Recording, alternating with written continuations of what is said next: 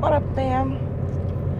It's Wednesday. I almost forgot it was Wednesday. If it wasn't for my reminder, like, yo, bitch, it's Wednesday, make a video, I would have forgotten. Oh, it's been one of those mornings. I swear, it's been bananas. It is, excuse me, it is super, super gloomy outside. Like, gloomy. Like, disgusting. It's drizzling outside right now. There's like, you can't see the sun at all. It is nothing but clouds. I'm quite sure it's going to rain all day today. My sister told me in New York yesterday it was raining all day yesterday. I was like, it was pouring down here all day yesterday too. I don't understand. But it's whatever. It's hump day, bitches. Shit, the week is almost over. Thank God, because I'm not feeling it. I don't know, man. I'm not feeling the week. I'm not feeling my job. I'm not feeling a lot of things. I'm just like, whatever. It's bad. It's bad for business. So on my way here, oh my God. Y'all got the yawn. I haven't been sleeping lately. Like, I have every intention of going to bed by a certain time, and yeah, last night I was ready. By 12:30 I was ready to turn it in and go to bed and get my 7 hours of sleep. And I started talking to my daughter, and the next thing you know, it's 2 o'clock in the morning, and she's like, Mom, you gotta go to bed. I was like, oh yeah, my bad. But anyway, so just now before I turned you guys on, I was listening to the radio. You guys know I listen to my favorite radio station from New York, Z100, and I listen to them on my Sirius XM radio. If I don't have my Sirius on for whatever reason, because sometimes, you know, they be trying to rape you and charge you $25 a month, which I ain't paying, I'll listen to them on iHeartRadio. Totally not sponsored, just saying. It's the morning show, the Elvis Duran morning show. I've been listening to Elvis since I was a kid. Like, literally since I was a kid. I think I first heard Elvis on the radio when I was like 9. Okay. So anyway, so I was listening to the show, and 2 of their staff members are really good friends, and they were talking about one of them, the guy, he's looking for a roommate. So the girl was like, well, let's be roommates. We're already BFFs. We already work together. Let's be roommates. And the guy was like, hell no. Okay. Don't know if he was gay or straight. He sounded like he could have been gay, but still, he was just like, hell no. So they asked him, like, you know, is there sexual tension? Is it this and that? He was like, nope. She said no. He just was not feeling living with her at all. Okay. So she's trying to convince him. She's trying to get the rest of the crew to convince him, and he's just standing his ground. He's like, nope. We already work together. We're together too much. We hang out after work together. I don't need to live with you. Okay. And I know what it's like, you know, when you live in New York. It's so fucking expensive to live in New York, and then to live in New York by yourself. Like, you know, a studio apartment in New York could run you, you know, upwards of $1,000. You know what I'm saying? A 2-bedroom in New York, depending on where you're going, if you're not living in the ghetto, like a 2-bedroom in the ghetto in the hood would run you anywhere from $1,200 to $1,500. You know what I'm saying? A month. So imagine if you're living like in the city, like you're paying like $2,500 for a 2-bedroom apartment. And they're not even big. Like, I've had apartments out here. Like, my apartment right now is a 4-bedroom apartment. It's 1,300 square feet, you know, and I pay $970 a month. And I've got 2 bathrooms. In New York, you don't get 2 bathrooms in an apartment. You get 1, okay? And I've lived in 3-bedroom apartments in New York. I've never lived in a 4-bedroom. But 3-bedroom apartments in New York with 1 bathroom. You know, and the rent, we're talking 20 years ago, the rent for a 3-bedroom apartment in New York was like $1,700. Imagine now with 1 bathroom. I'd die if I only had 1 bathroom in my house. I'd shoot somebody. Okay, that was one of the main, like when I made my pros and cons list to move down here, yeah, the fact that there were 2 bathrooms in every apartment, or damn near every apartment and house, that was like in my pro list, underlined 20 times, exclamation point, exclamation point. Like, that was my that thought. But so back to the story. He doesn't want to move in, whatever, this and that. And she's just like, you'd rather get some random creep as a roommate? He's like, yes, I would. I understand where he's coming from. If you've never had a roommate, the thought of moving in with your best friend sounds appealing. Train track, sorry. So the thought of moving in with your best friend sounds appealing as hell. You know what I'm saying? Because you know the person, you're comfortable with the person, like, you know, what harm can it do, whatever. And it's like I tell my daughters, like, you know, look, when you guys are ready to move out, you know what I'm saying, instead of finding a random roommate, move in together. They're sisters, so it's different. You know what I'm saying? But to move in, like, with your best friend, I would never advise it at all. I've had 2 roommates in my whole life, okay? And both of them were good friends of mine. The first one was, like, my best friend, okay? Where we fucked up was we were not only best...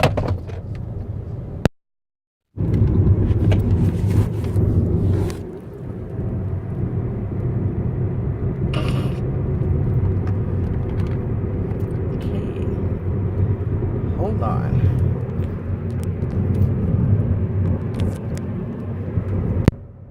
All right, so y'all are still there. That's great. Y'all just fell. I, for the life of me, don't know what the fuck just happened. All right, so y'all are back there. Anyway, my bad about that. This is how you know my videos are not unedited, because that shit's gonna stay there. Anyway, so the issue with my best friend was that not only were we best friends, okay, we were also in a semi-quasi relationship with each other. All right, we were able to date other people, you know. We were able to date other boys, okay, but we couldn't date other girls, you know. So it was just us as a couple, and we did what we did. All right, so whatever, that worked. We were friends for like 6.5 years before we moved in together, and we were in a relationship out of that 6.5 years for like 5 years, okay. And then we moved in together, and everything was great, you know, in the beginning, as always. Then she started bringing guys home, and I wasn't opposed to her bringing guys home. Like, it is what it is, you know what I'm saying? I just told her there's 1 bathroom. I told her, if you're gonna have guys home, try to do it when the twins aren't home. You know, my daughters were like 6 years old at the time. You know, like, try not to do it when they're not home. And if you have a guy home, have him gone before the kids get up in the morning, you know. And one morning, my kids got up, you know, we're trying to get ready for school and everything, and there's some guy coming out the bathroom in his boxers. To make it worse, it was a coworker of mine coming out of the bathroom in his boxers. And I'm just like, really? Like, come the fuck on. You know, she didn't work with us. Like, it was just stupid. You know, and I had asked her, like, out of all the guys in the fucking world, don't sleep with anybody that I'm fucking working with. Because that just makes shit awkward for me when you don't call them back. Or when they don't call you back. You know, it puts me in a fucked up position. She didn't want to listen. Whatever. A super long story short, we beefed a lot about who she was dating.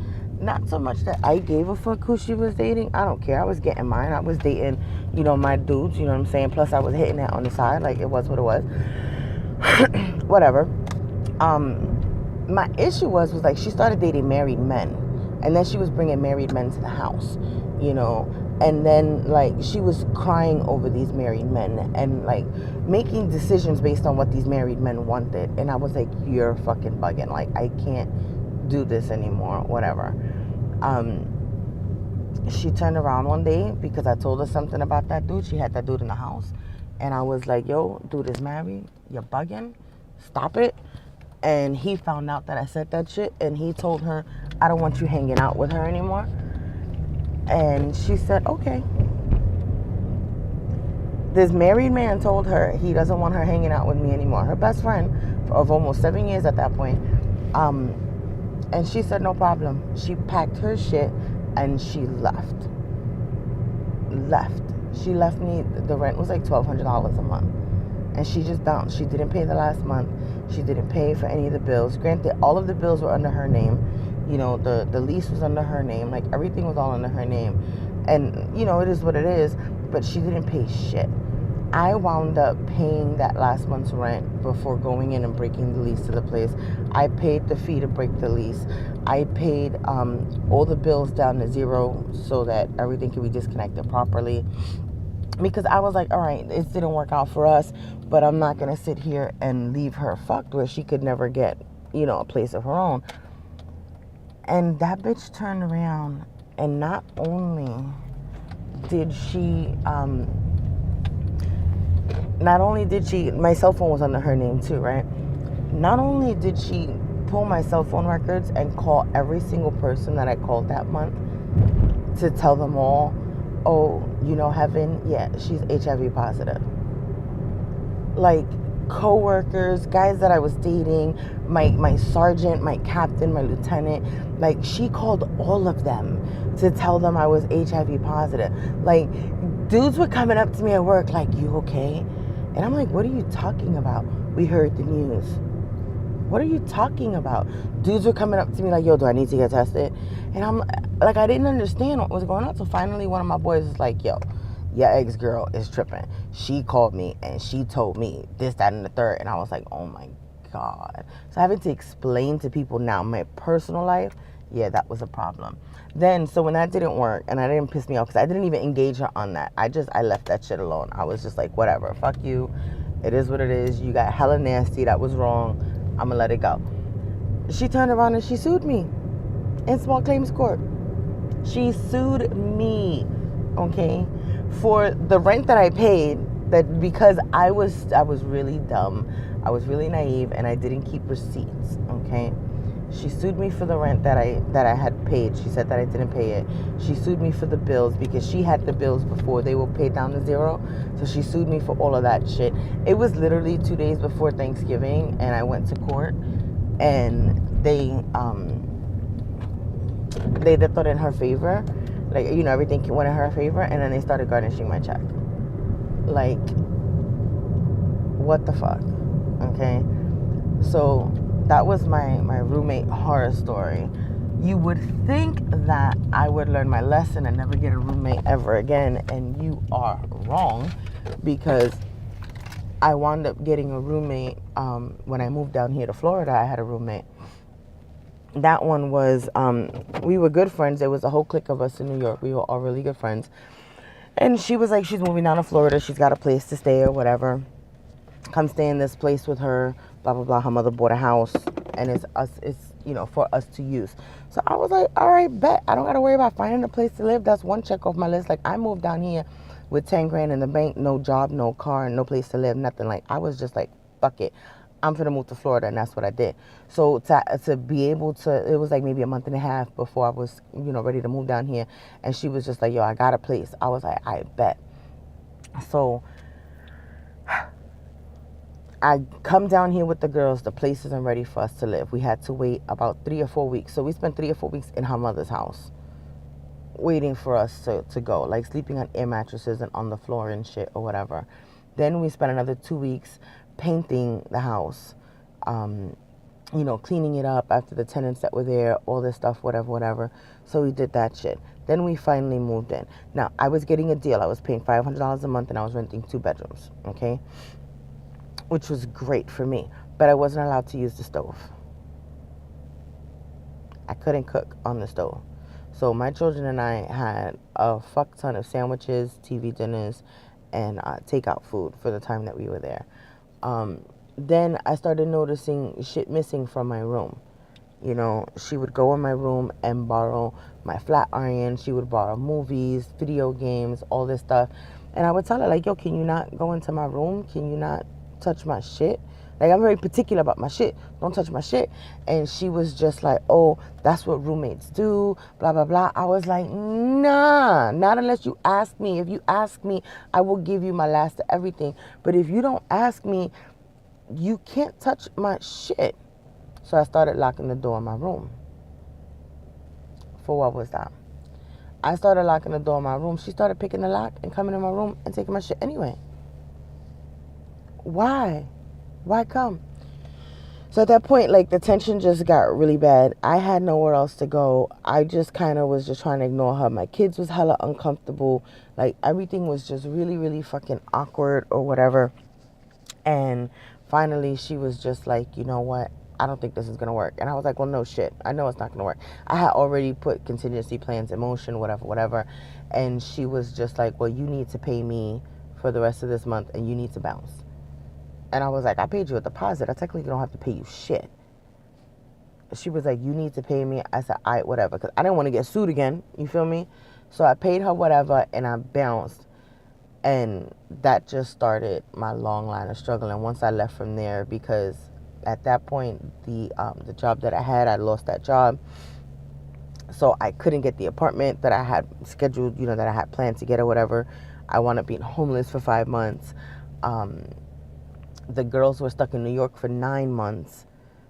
Yeah, they were there for 9 months. They were in New York. Out of those 9 months, 5 I spent homeless. 4 I spent struggling trying to get my apartment together, whatever, whatever. So it was pretty rough. You know what I'm saying? I wouldn't recommend, like, if you're going to do a roommate, do it with someone that you don't know. You know what I'm saying? Do it with someone that you don't, you allow more things to slide when you move in with your best friend. You know what I'm saying? Or you move in with a really close friend, you allow more things to slide than if you were just living with a stranger. And that's just real talk. Like, I definitely don't recommend it. You know, it's about that time. I gotta get into work.